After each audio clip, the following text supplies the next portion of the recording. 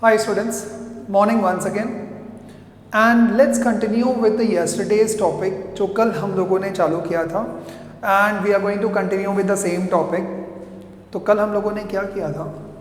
So yesterday we did discuss about the word fundamental quantities and the word fundamental units and then we had also talked about the word derived units और कल मैंने आपको बोला था कि आज हम दोबारा से डायमेंशन फॉर्मूलेज के अंदर कुछ और टर्म्स करेंगे. Till yesterday we had talked about derived units or derived quantities are those quantities which actually depend on some other fundamental quantities for their definition or derivation. Let's talk about certain stuff. So कल का revision करने के लिए let's start first with the part of velocity. Okay, so let's keep it simple. Velocity. So velocity should be equals to displacement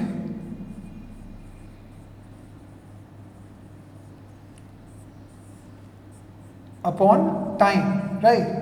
If velocity is equals to displacement upon time, तो कल ही मैंने आपको बताया था कि डिस्प्लेसमेंट के लिए हम लोग क्या यूज़ करते हैं, डायमेंशन फॉर्मूला L, क्योंकि लेंथ के लिए L हो जाएगा, अपॉन टाइम के लिए T हो जाएगा. So answer will be L T minus 1. Let's move ahead. फिर मैंने कल आपको बताया था the word acceleration. What is acceleration? That is velocity upon time. What is velocity? अभी आया था अपने पास में. That is L T minus 1 whole upon time is T. So it is going to be L T minus 2. Let's move ahead. So yesterday we had talked about the word force. What is force? It should be equals to mass into acceleration. मास को आप कैसे show करोगे? Symbol m से, क्योंकि dimension formula m होता है, और acceleration का जस्ट अभी आपने निकाला था and that is L T minus 2. So answer is going to be m L T minus 2. Let's move ahead. Then we had talked about the word work. So what is work? Work should be equals to force multiplied by displacement. Correct? So force का तो अभी हमने formula निकाला था dimension and that was m L T minus 2 into displacement will be L. So answer will be m L 2 T minus 2. This is the dimension formula of work. Now let's move ahead. ये तो कल तक already हो चुका था. अब बात करते हैं कि इससे आप क्या क्या चीज़ें और जानोगे. एक बार मैं पूरा का पूरा बोर्ड पहले फिलअप कर दूँ and then I will tell you that why is this part so important. Work के बाद में मान लो मैंने एक और बोला विच इज काइनेटिक एनर्जी. याद है क्लास 9th में पढ़ा था काइनेटिक एनर्जी एंड फॉर्मूला क्या होता है 1/2 mv square where m stands for mass and v stands for velocity. So how will we solve this? So dimension फॉर्मूले में कभी भी हम कांस्टेंट्स नहीं लेते हैं. So ये हाफ यहीं छूट जाएगा. m की जगह पर हम क्या यूज करेंगे m. What is v? It's velocity. Velocity का डायमेंशन फॉर्मूला क्या था L T minus 1. So L T minus 1 whole square. Or when I am going to use it, so it is going to be m, then comes L square, then comes T minus 2. M L square T minus 2. This is going to be the dimension formula of what? Kinetic energy. But please understand, एक बार जरा check करो kinetic energy और work का dimension formula क्या है. It's same to same. This is also m L 2 T minus 2. This is also m L 2 T minus 2. So technically there is not much of the difference. तो can we say that the unit of work and unit of kinetic energy would B same? Of course yes. Now यहाँ से आपके 11th की आपको पहली trick मिल जाती है। आप काइनेटिक एनर्जी बोलो, पोटेंशियल एनर्जी बोलो, ट्रांसलेशनल एनर्जी बोलो, आप हीट एनर्जी बोलो, दुनिया में कोई भी एनर्जी बोलोगे, हर एक की यूनिट एक ही होगी and that is joules. And what is the dimension formula? हर एक का सेम ही होगा, ml² t-2, ml² t-2। But yet you guys won't believe, नहीं sir, I mean work and kinetic energy same कैसे होता है? Let's try with potential energy, उसका तो फॉर्मूला भी डिफरेंट होता है। So then comes the word potential energy.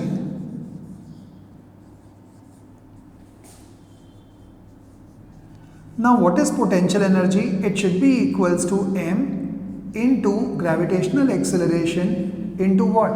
h, mgh। अब m की जगह पर आप क्या पुट करोगे? m। What is g? That is L(t-2). What is h? h होता है हाइट, हाइट का मतलब लेंथ ही हुआ, करेक्ट, क्योंकि उसको आप मीटर्स में मेजर करते हो, सो दैट मीन्स वो भी L हो गया।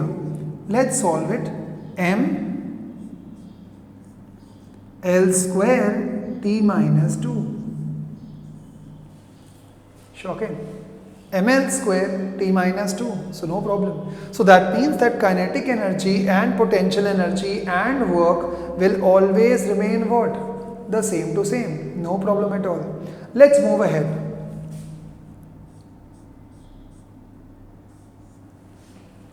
Let's move ahead onto something like this. मैंने एक और एक वर्ड बोला which is torque. Now what is torque? Now ये terms, believe me, when you will enter the class, nobody else would be knowing except you. What do you mean by the word torque?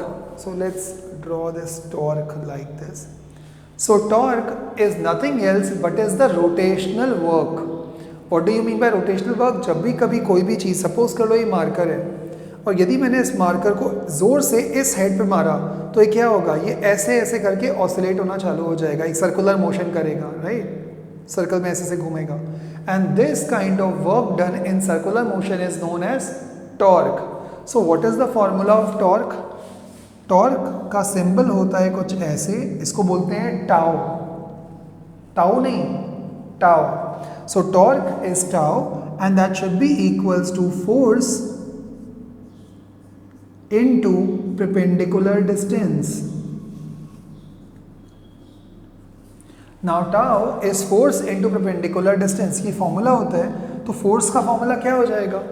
Force का formula होगा mlt-2, mlt-2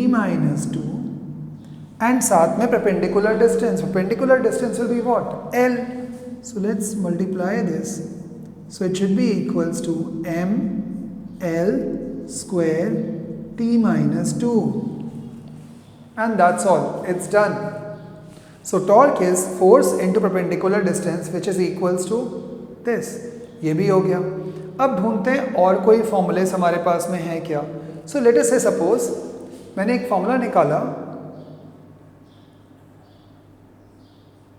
charge. Charge is shown by the symbol Q. But sir charge का तो कोई formula ही नहीं होता है। Of course नहीं होता है, तो let's make it. एक आपको फॉर्मूला ध्यान होगा, I should be equals to Q upon T और Q should be equals to I into T. Correct? So let's make the formula, that is IT. Correct? Or I into T. What is I? I is known as current which is also a fundamental quantity and T time तो current वो time है ही fundamental quantity. So I को आप कैसे show करोगे? Ampere से A and T will be T. So dimension formula क्या हो जाएगा? AT. This is the dimension formula of what? Charge. Next पर आते हैं, अब आते हैं कुछ टफ लेवल के क्वेश्चंस पे। सपोज करो I am talking about the word electrical field.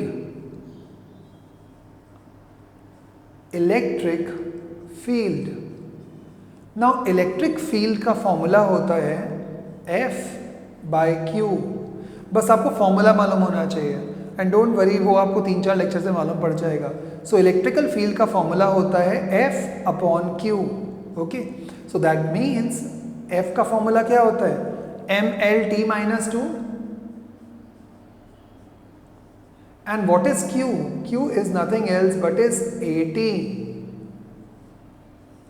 Now जब ये T ऊपर जाएगा तो पावर -1 और हो जाएगी, पहले से ही -2 है, तो आंसर क्या आएगा?